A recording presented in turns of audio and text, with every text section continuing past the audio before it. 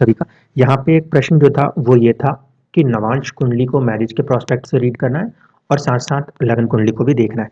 पहले मैं ये बता दूं कि जो जगह यहाँ पे स्थान दिया गया था वो कुछ माउलोड करके दिया था, वो नहीं मिला, उसके क्लोज भटिंडा मिला। तो ये कुंडली मैंने भटिंडा के लोकेशन को लेकर बनाई हुई है। ठीक है, अब इस कुंडली के अंदर आपके सामने एक लगन कुंडली दिखाई दे रही है और दूसरी आपको नवमांश कुंडली दिखाई दे रही है। अब जो चीज़ों को बताता हूँ उसको समझते चलिएगा। कंसर्न क्वेश्चन जो है वो है किसके बारे में, वो है मैरिज के बारे में। इसका मतलब है हमारे लिए जो इम्पोर्टेंट फैक्टर्स रहने वाले हैं उनको सिलसिलेवार तरीके से देखते हुए चलेंगे। सबसे पहली कंडीशन होती है वो होता है सेवन्थ हाउस, दूसरा सेवन्थ हाउस का लॉर्ड, तीसरा होता है कारक भाव, भाव का स्वामी और कारक। हम सबसे पहले उसको चेक करते हैं। तो जब हम भाव, भाव के स्वामी और कारक को देखने जाएंगे तो सातवें घर के अंदर है गुरुदेव की मौजूदगी। ठीक है, अब ये जो जुपिटर हैं ये लगन कुंडली के अंदर उच्च राशिस्थ होकर बैठे हुए हैं वक्री अवस्था में। ग्रह वक्री है तो इसका मतलब है कहीं ना कहीं एक नेचुरल स्ट्रेंथ रहने वाली है related with the seventh house और फोर्थ हाउस, क्योंकि वक्रत्व हासिल है।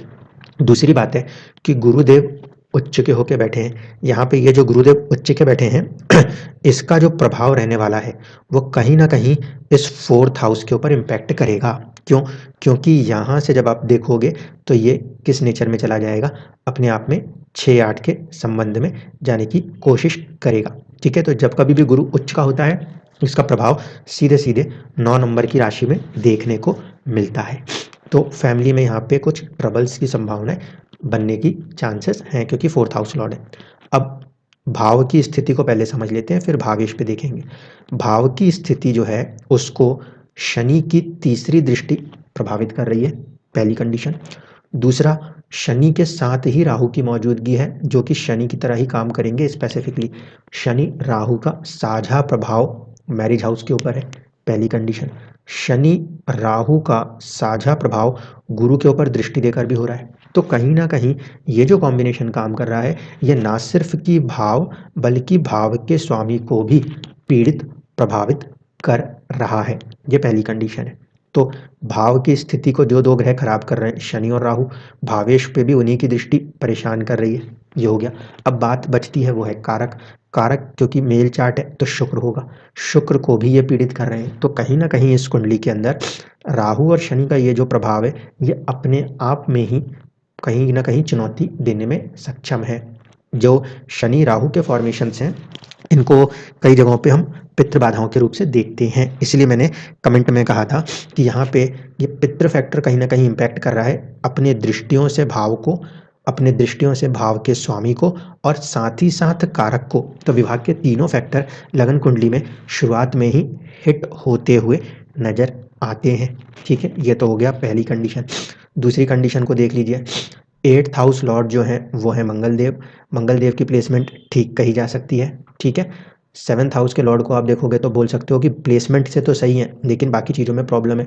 दूसरा फैक्टर जो ध्यान रखना है, लगन का जो स्वामी है वो हो रहा है बुध। बुध जो है उसकी प्लेसमेंट इस समय गुरु के साथ इस तरीके से है कि वो भी 6-8 के संबंध को बना रहा है। इसका मतलब कि चुनौतियां महसूस होंगी और उतना ज़्यादा चीज़ों पे वर्कआउट करना मुश्किल होगा, मुझे ऐसा लगता है। दूसरी चीज़ है बुध अपने आप में ही सूर्य से पीड़ित प्रभावित है क्योंकि सूर्य इस कुंडली के लिए 12th हाउस लॉर्ड है। ठीक है, 24 डिग्री के हैं आपके सूर्यदेव और बुध देव जो हैं वो तकरीबन तकरीबन 1 डिग्री के हैं। तो डिग्री डिफरेंस काफ़ी ज़्यादा है। मैं अस्त वस्त यहाँ पे नहीं बोलूँगा। ठीक है, इसको ध्यान रखना। यहाँ पे ये अस्त नहीं है लेकिन कहीं ना कहीं ये जो प्रभाव है ये थोड़ा सा चुनौतियाँ देता हुआ सा नजर आता है। अब आ जाइए नवमांशी कुंडली में। वर्गोत्तम नवमांश है। वर्गोत्तम नवमांश के अंदर जो फर्स्ट हाउस लॉर्ड हो रहे हैं वो अपने शत्रु के घर में, क्योंकि बुध के लिए मंगल एक तरीके से शत्रु होते हैं, उसके घर में जाके बैठ रहे हैं। पहली कंडीशन, या तो ये एक चीज़ में डिले दिखाएगा या फिर चैलेंजेस दिखाने लगेगा, पहली चीज़। दूसरी चीज़ जिस पे ध्यान देना है वो क्या है कि इसका संबंध बन रहा है शुक्र के साथ। शुक्र के साथ संबंध तो अच्छा कहेंगे, क्यों? क्योंकि भाग्य के स्वामी भी हैं और सेकंड हाउस के लॉर्ड भी हैं, तो वेल्थ मेकिंग की तरफ के लिए तो ठीक है। बट ये किसी न किसी तरीके से अपने चीज़ों में इतना व्यस्त रहने वाली कुंडली रहेगी कि मैरिज लाइफ को ये डिस्टर्ब करेगा, एक फैक्टर। दूसरा फैक्टर देखते हैं। देखिए, जब हम इसमें देखेंगे कि 7th हाउस की सिचुएशन क्या है। तो अगेन यहाँ पर आपको दिखाई दे रहा है कि शनि जो है उसका प्रभाव है दृष्टि प्रभाव तीसरी दृष्टि से, और मंगल राहु की जो ये युति बनी है ये शनि के घर में ही बनी हुई है।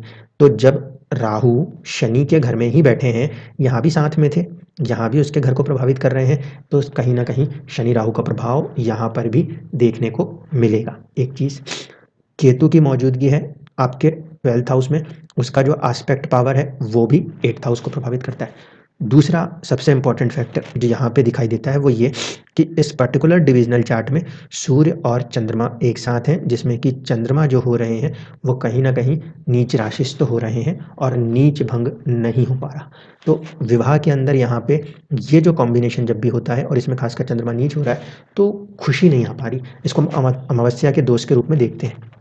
तो यहाँ पे अगर हम मैरिज को देख भी रहे होंगे, जिनके साथ भी ये मैरिज चल पाएगी, क्योंकि यहाँ पे ये फैक्टर है जो इस चार्ट के इस फैक्टर को क्रैक करता होगा उनके साथ यहाँ निभ पाएगी, पहली कंडीशन। दूसरी कंडीशन ये है कि काफ़ी ज़्यादा दूर रह रह के काम होने वाले कंडीशनों वाला ये चार्ट है, इसीलिए यहाँ पे जो सिनेरियोज नज़र आते हैं वो कुछ इस तरीके से नज़र आते हैं कि मैरिज लाइफ यदि इनकी चलती भी है तो वो थोड़ी सी चुनौतियों के साथ चलेगी, क्योंकि चार्ट का जो फॉर्मेशन है वो व्यक्ति को व्यापार या प्रोफेशन में बहुत ज़्यादा बिजी रखने की कोशिश करता हुआ सा नज़र आता है। अब दूसरी चीज़ें जो होती हैं वो होती हैं डे लॉर्ड और तिथि लॉर्ड। तिथि लॉर्ड जो इस कुंडली में बन रहे हैं वो बन रहे हैं सूर्यदेव खुद में, ठीक है, और जो डे लॉर्ड बन रहे हैं वो बन रहे हैं मंगल देव। तो मंगल का फॉर्मेशन जो इसमें कनेक्ट कर रहा है वो 8th हाउस की एनर्जी और 3rd हाउस की एनर्जी को लेकर काम कर रहा है, ठीक। जबकि जो यहाँ पे तिथि लॉर्ड है यानी कि सूर्य, वो उनका संबंध इस समय आपस में इन दोनों के बीच में षडाष्टक सा हो रहा है।